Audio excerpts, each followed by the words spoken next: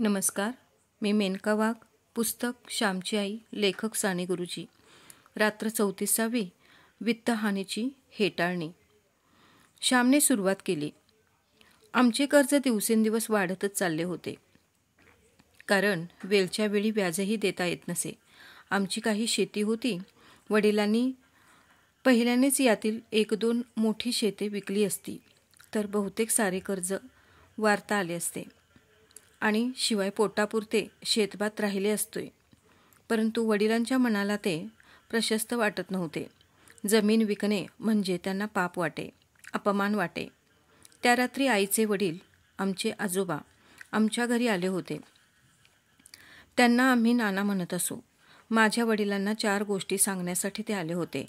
वडिलांची समजूत घालता आली तर पाहावी या विचाराने ते आले होते. आजोबा मोठे हुशार, साक्षेपी गृहस्थ होते. व्यवहार चतुर, हिशेबी व धोरणी ते होते. परंतु त्यांना स्वतःच्या बुद्धीचा मोठा अहंकार होता. त्यांच्या म्हणण्याविरुद्ध कोणी बोलले तर त्यांना ते खपत नसे. स्वभावही थोडा रागीट होता. ज्याला कुशाग्र बुद्धी असते त्याला वाटत असते की इतरांना अक्कल नाही, सारी अक्कल आपणच जणू घेऊन आलेले असे तो मानतो. नानांचा स्वभाव थोडा असाच होता. माझे वडील ओसरीवर पोते टाकून त्यावर बसले होते. जेवणे झाली होती. आई घरात जेवत होती. बाहेर आजोबा आले व वडिलांजवळ बोलू लागले. नानांनी सुरुवात केली व म्हणाले, हे पहा भाऊ, आज तुम्हाला शेवटचे सांगावयाला आलो आहो. मी तुम्हाला यापूर्वी पुष्कळदा सुचविले होते, परंतु तुम्ही ते मनावर घेतले नाही. परंतु आता गळ्याशी आले. आता सावध झाले पाहिजे. तुम्ही आपली शेतजमीन विकून टाका. निदान प्रथम त्या मारवाड्याचे कर्ज देऊन टाका. दुसरे सावकार मागून पाहू. ते जरा दमाने घेतील व व्याजाचा दरही त्यांचा फार नाही. कापातल्या मारवाड्याचे देणे हेच मुख्य आहे. दिवसेंदिवस कर्ज तुंबत चालले आहे. देणे वाढत चालले आहे. याने सर्वनाश होईल. माझे मत ऐका. परंतु माझी एवढी काळजी तुम्हाला कशाला?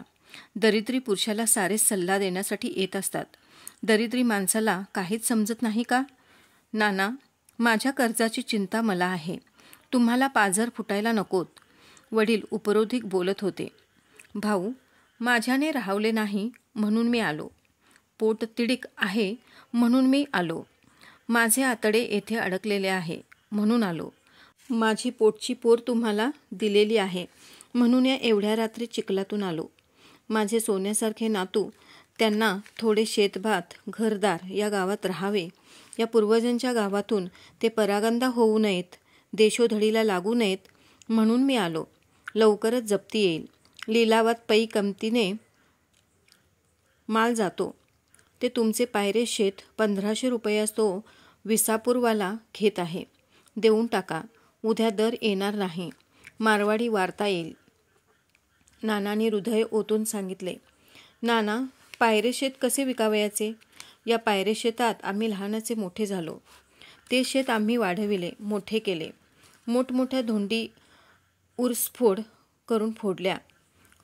कातळास सुरुंग लावले व भातजमीन तयार केली. 10 मणांचे शेत 3 खंडीचे केले. तेथे विहीर खणली. पायरे म्हणे विका. पायरे शेतावर पोरांचा किती लोभ. मुले शनिवारी रविवारी लहानपणी शेतावरच राहावयाची. येथेच वांग्याचे भरीत व भात दुर्वांच्या आजीबरोबर खावयाची. तेथे किती आंबे लावले, फुलझाडे लावली. किती त्या शेताशी जिव्हाळ्याचा संबंध. जमीनसुद्धा कशी आहे? सोने पिकेल तेथे, अशी आहे जमीन. दिवसेंदिवस जमीन डोळ्यांना दिसेनाशी होत चालली आहे. वाडवडिलांच्या शेतीभातीत भर घालता येत नाही तर निदान आहे ती तरी नको का सांभाळायला? जमिनीचा एक तुकडाही माझ्याने विकवणार नाही. काळजाचा तुकडा का कोठे कापता येतो? आपली जमीन आपल्याच हाताने विकायची. आपली आई ज्याप्रमाणे विकणे पाप, आपली गोठ्यातली गाय विकणे ज्याप्रमाणे पाप, तसेच जमीन विकणे ही पाप. जमीन म्हणजे आईच आहे. तिच्या धान्यावर आम्ही पोसलेलो. वडील बोलले. भाऊ, मोठाल्या गप्पा मारून जगात भागत नसते. बोलाचीच कढी, बोलाचाच भात. खाऊन अंगावर मास चढत नसते. जमीन म्हणे आई. कशी विकायची? दुसऱ्याची विकत घेता येते का? लुबाडता येते का? त्यावेळेस नाही वाटत जमीन म्हणजे दुसऱ्याची आई? मला नको नीती सांगण्याचा आव आणू. एकेवेळी तुम्ही दुसऱ्याच्या शेतावर जप्ती नेत असा, लिलावे करीत असा, या आया हिरावून आणीत असा. जमीन विकतात, विकत घेतात, व्यवहार पाहिला आहे. पुढे देवाच्या कृपेने मुले मोठी झाली, रोजगार धंदा नीट लागला तर पुन्हा घेतील जमीन विकत. ही जमीन नाही तर दुसरी, परंतु कर्ज डोक्यावर ठेवून जमिनी सांभाळणार कशा, राखणार कशा? जप्तीची दवंडी पिटतील, पोलीस येतील, लिलाव होईल, घराला कुलपे ठोकतील, सारी शोभा होईल. म्हणजे मग बरे, की आपण होऊनच तसा प्रसंग येऊ न देणे, अब्रू सांभाळणे, झाकली मूठ ठेवणे हे बरे? नानांनी विचारले. माझ्या अब्रूचे मी पाहून घेईन. माझी अब्रू म्हणजे तुमची नाही ना? भाऊ म्हणाले. माझीही आहे म्हणून तर आलो. तुम्ही जावई आहात हे विसरलात वाटते. लोक म्हणतील, अमक्याच्या जावयाच्या घराची जप्ती झाली. तुमच्या अब्रूत माझीही अब्रू आहे. माझ्या मुलीची अब्रू ती माझीच. जरा विचार करा. आपलाच हे का मूर्खसारखा धरणे चांगले नाही. नाना म्हणाले. मूर्ख म्हणा, काही म्हणा, तुम्हाला व जगाला आज वाटेल ते बोलून घेण्याची संधी आहे व अधिकार आहे. मूर्ख म्हणा, अडाणी म्हणा. भाऊ म्हणाले. म्हणेनच, म्हटल्याशिवाय राहीन की काय? मोठे सरदार घराण्यातले, आम्ही म्हणे सरदार घराण्यातले म्हणून मुलगी दिली, हुंडा दिला. मुलीचा संसार व्हावा म्हणून दिली. तिच्या अब्रूचे धिंदवडे व्हावे म्हणून नाही मुलगी दिली मी. तुम्ही सरदार ना? हेच का सरदार? ना बायकोच्या अंगावर फुटका म्हणे, ना धड ल्यायला, ना खायला. हेच का सरदार? नाही नीट घरदार, नाही काही. हीच का सरदारी? आम्ही म्हणे सरदार. केवढी ऐट होती. 30 वर्षे संसार केलात, का धन लावलीत, पैची अक्कल नाही मिळवलीत. साऱ्यांनी तुम्हाला फसविले व हकलून दिले. डोळे उघडा थोडे, सरदार. भिकाऱ्याची लक्षणे आणि म्हणे सरदार. बरे बोवा, स्वतःला अक्कल नाही तर दुसरा सांगतो ते तरी ऐकावे, तेही नाही. हा काय चावटपणा चालविला आहे? या गाढवपणाला काय म्हणावे? भाऊ, हा गाढवपणा आता पुरे. मी सांगतो तसे करा.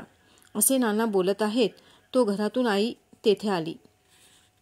ती बोलणी घरात आईला ऐकवेनात, तरी मोठ्या कष्टाने ऐकत होती. परंतु आता तिची शांती भंगली. ती बाहेर येऊन नानांना म्हणाली. नाना, माझ्या घरात तुम्ही बसलेला आहात. तुम्ही आपली मुलगी एकदा दुसऱ्याला दिलीत. आता वाटेल तसे बोलू नका. सारेजण खडे मारतात म्हणून तुम्ही मारू नयेत. नाना, तुमच्या मुलीचीच पुण्याई कमी म्हणून या भरल्या घराला अवकळ आली, वाईट दिवस आले. तुमची मुलगी यांच्या घरात येण्यापूर्वी यांचे सोन्यासारखे चालले होते. त्यांची सरदारकी कशाला काढता? स्वतःच्या मुलीचे नशीब वाईट असे म्हणा. आजपर्यंत मी सुखाने घास खाल्ला, अब्रूने दिवस काढले, ते त्यांच्या पुण्याईने. मी अभागी आहे, तुमची मुलगी अभागी आहे. त्यांच्याने जमीन विकवत नाही तर नाही, काय व्हायचे ते होईल. परंतु मन दुखवू नका. होणारे होऊन जाते, परंतु मने मात्र दुखावलेली राहतात. नाना, फुटलेले मोती सांधता येत नाहीत. मने वाईट झाली की जोडता येत नाहीत. त्यांचे मन दुखवू नका. त्यांच्या देखत वेडेवाकडे काही बोलू नका. स्वतःच्या मुलीच्या समक्ष तिच्या पतीची हेटाळणी कशी करता तुम्ही? कसेही असले तरी ते माझे पती आहेत. आमचे काय व्हायचे असेल, काही ते हो. ते तरी बऱ्यासाठीच करतात ना सारे. मुलाबाळांचे पुढे वाईट व्हावे असे का त्यांना वाटते? देवाला सारे कळत आहे. बुद्धी देणारा तोच आहे. नाना, उगाच शिव्या द्यायला पुन्हा या झोपडीत येऊ नका. मुलीला व तिच्या पतीला सदिच्छेचा आशीर्वाद देण्यास या. 2 गोड शब्द बोलावयास या. तुमचा आशीर्वाद व प्रेम द्या. बाकी काही नको. शिव्या नको. नाना, बोलते याची क्षमा करा. सरदार घराणे. नाना, नव्हते का सरदार घराणे? सारा गाव मान देत होता. तुम्ही नव्हते का पाहिले? सारे दिवस सारखे नसतात. यावर्षी सारे आंबे गळून गेले तरी पुढच्या वर्षी पुन्हा मोहर येईल. झाड वाळून गेले तर पुन्हा पालवी फुटेल. नाना, रागावू नका. मी तुमच्या पाया पडते. आमचे जसे व्हायचे असेल तसे हो. परंतु यापुढे तुम्ही कधी यांना टोचून नका बोलू. माझे एवढेच मागणे आहे. असे म्हणून आई खरोखरीच नानांचे पाय धरावयास गेली. बयो, उठ. तुझी इच्छा आहे तर हा पहा मी जातो. आजपासून पुन्हा तुमच्या कवाडीत पाय टाकणार नाही. समजलीस? माझे म्हाताऱ्याचे काय अडले आहे? नाना, असा अर्थाचा अनर्थ करू नका, त्रागा करू नका. तुम्ही येत जा. मी जशी तुमची मुलगी तशीच त्यांची पत्नी. मला साऱ्यांकडे पाहिले पाहिजे.